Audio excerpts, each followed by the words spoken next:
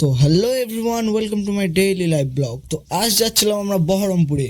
তো কেন যাচ্ছিলাম ব্লগটা দেখতে থাকো, বুঝতে পারবে। তো বাসে উঠতে না উঠতেই ফারাদ চশমা মুখে দিয়ে মানে অ্যাকচুয়ালি চোখে দিয়ে ঘুমানো শুরু করে দিল। তো ফাইনালি আমরা বহরমপুরে পৌঁছে হেঁটে হেঁটে আমাদের গন্তব্যের দিকে যেতে লাগলাম। তো ওইখানে ফারাদ একটা ষাঁড় দেখে দৌড় মেরে রাস্তা পার করে নিল। क्या गुंडा बनेगा रे तू।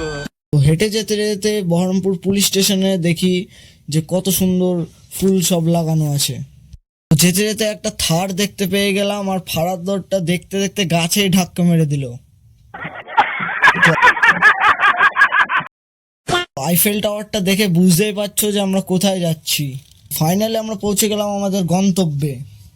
এখানে লাইসেন্স করা হয় বহরমপুরে। তো যদি লাইসেন্স করতে চাও চলে আসতে পারো। এটা তো থার্ড গ্রাউন্ড, এটা স্টেডিয়াম, মেইন গ্রাউন্ড। তো আসছিল আমাদের মুর্শিদাবাদ লিগের ক্লাবের সই। তো আমরা সই করতেই চলে এসেছিলাম। দেখো সই করতে এসেছে।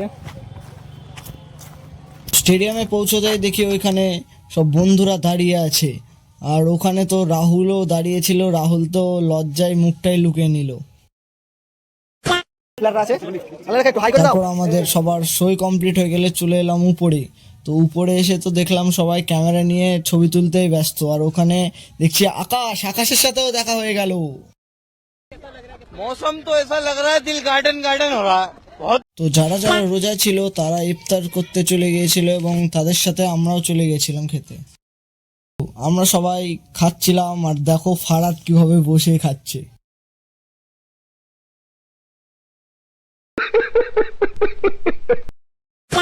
রাহুল এক জায়গায় খেয়ে আবার আর এক জায়গায় সাঁটাতে চলে এলো। তো তারপর আমরা যাচ্ছিলাম স্টেশনের দিকে। তো দেখা হয়ে গেল কিছু ভাইদের সাথে। তো ওই ভাইরাও জুনিয়র লিগে সই করতে এসেছিল, তাই ওদের সাথে একটু কথা বলছিলাম। তো তারপর আমরা চলে যাচ্ছিলাম। তো এটাকে কিসে করে যাচ্ছিলাম কি জানি, ওই মানে এসকেলেটারে করে। তো কাকুর এখানে তাকানো দেখে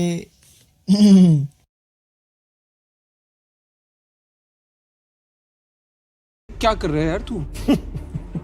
तो मजाक है क्या।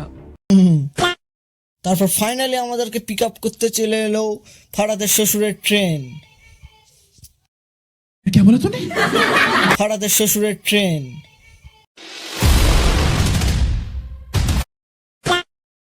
তো ট্রেনে উঠে একটা বাদামের প্যাকেট কিনে নিলাম, আর ফারাদ ট্রেনে জায়গা পায়নি বলে দেখো কিভাবে বসে আছে। তো ট্রেনে যেতে যেতে দেখি আর একটা ট্রেন খুবই দ্রুত গতিতে চলে গেল আমাদের ট্রেনকে ছাড়িয়ে। তো ট্রেনের মধ্যে যে থাকবো আর বিশেষ কিছু জিনিস দেখতে পাবো না এমন কোনো হয়। তো কাকুকে দেখছিলাম যে মাইক লাগিয়ে একদম সেই প্রডিউসারের মতো মাইকিং করছিল। তারপর দেখি ট্রেনে আগমন ঘটে মাসিদের। তো ফারাদের সাথে মাসিরা টাকা নিয়েছিল, সেই সিনটা নেওয়া হয়নি, কারণ তো এই স্ট্যাচুটা কোথায় আছে কমেন্টে জানাও। তো বাসের নিচে জায়গা পাইনি বলে বাসের ওপরে প্রকৃতির হাওয়া খেতে খেতে চললাম আমরা বাড়ি। তো ফাইনালি আমরা বাড়ির কাছে পৌঁছে গেলাম। তো আজকের ব্লগটা কেমন লাগলো জানিও। আবার দেখা হচ্ছে পরবর্তী ভিডিওতে। আপাতত বাই বাই।